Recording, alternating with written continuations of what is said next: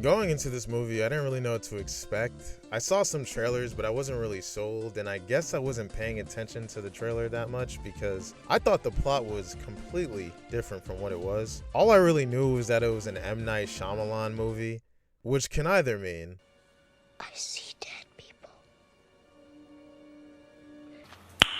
Nice. or I'm not a coward. You're the coward. I'm not a coward. Planning on stealing something? No, ma'am, we're not. Plan on murdering me in my sleep? What? No. It's the biggest piece of dog shit. Also, I knew that Batista was in it, so I was sold. Smoking on top fives. Stop playing, I'm that guy. So based on the title of the movie, you could pretty much guess what happens in the beginning of the film. There's a knock at a cabin. He said it. Now, inside the cabin, there's three people: Eric, Andrew, and Wen. Guess that just leaves out why and how, doesn't it? Eric and Andrew are married, and Wen is their daughter. This is vital information for the rest of the story. On the outside, there's Leonard, Redmond, Sabrina, and Adrienne. One is in the back, one is downstairs. Let's make a run for it to the car. Because they have these weapons and they look a little frantic, it looks like they're trying to kill the family on the inside. That's actually not why they have the weapons. The weapons are not only welcomed, they're allowed. So these four outsiders are essentially supposed to represent the four horsemen of the apocalypse. By the way, the only reason I even know what the four horsemen of the apocalypse are is because of X-Men. What a nerd. They let Eric and Andrew know that for some strange reason, they've been having these visions that link them all together. So think like Manifest. The reoccurring visions that they've been having have shown them the end of the world, and somehow this cabin that has all brought them here. Then Big Dave lets them know that one of their family members is gonna have to kill each other in order to save the world.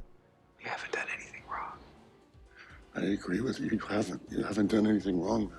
Now, the premise might seem fucking ridiculous, but I feel like M. Night does a decent enough job explaining all this information of how these four horsemen met and why Eric and Andrew might have to kill each other. Because let's be honest, if they decided to kill Wen, I would have fucking tweaked. Another thing that's attempted in this movie are the various flashbacks to moments in these characters' lives, mostly to show a few things. One, Eric and Andrew have both experienced some adversities in their life because they're gay. From their families, I like your fridge.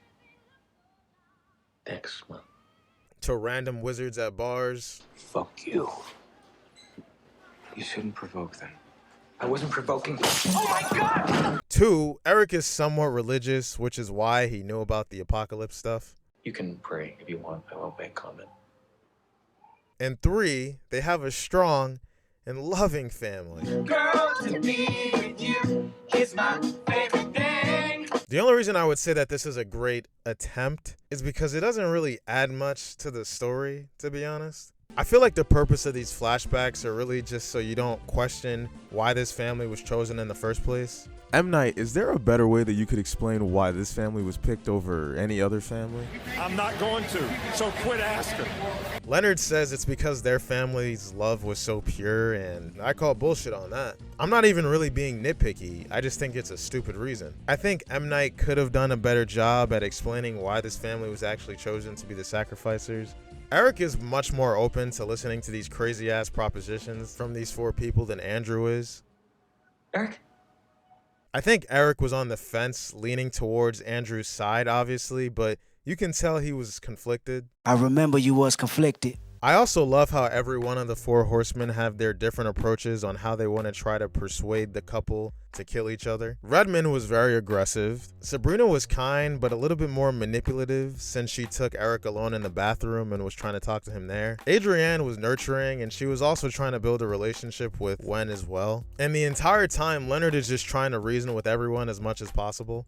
We, and when I say we, I mean everyone in this cabin can stop it from happening. Batista was great in this movie, and honestly, I think this is probably the best film he's had, at least acting wise. Whenever I'm able to get lost in a character and no longer see the actor that's playing them, I'm like, you got me. Especially when that actor's a big ass motherfucker like Dave Batista. This guy's freaking huge. At the end of the film, Andrew is finally convinced that the world is ending. after seeing another news broadcast where planes are just falling from the skies. You see? All he needed to be convinced was to see more news stuff. Then the couple has to decide who will die before ultimately Andrew has to kill Eric. And that scene was pretty beautiful, not gonna lie. Andrew and Wen are in the truck seemingly headed back home at the end of the movie before Boogie Shoes plays on the radio. This is obviously to show the difference between when they were listening to Boogie Shoes earlier when their family was complete. It's also in this moment where it's finally sunk into Andrew's head that he's the sole protector of Wen now, and they drive off into the sunset. So, as far as M. Night Shyamalan movies goes, I thought it was great. The plot wasn't overdone, and there was no ridiculously overly convoluted twist that was added in for no fucking reason, so that's refreshing. It was also probably M. Night's best movie since Split. I don't even know if that's like a controversial take, but I'm saying it anyway. Glass was ass, and Old was not gold. Knock at the Cabin on its own is an enjoyable film. There's so many different movies that consist of storylines that take place in only one space. For some reason, I'm thinking about that Fly episode from Breaking Bad, even though that's a TV show. And it's hard to keep the pace of the movie up when the story is constricted like this, because they're in one location.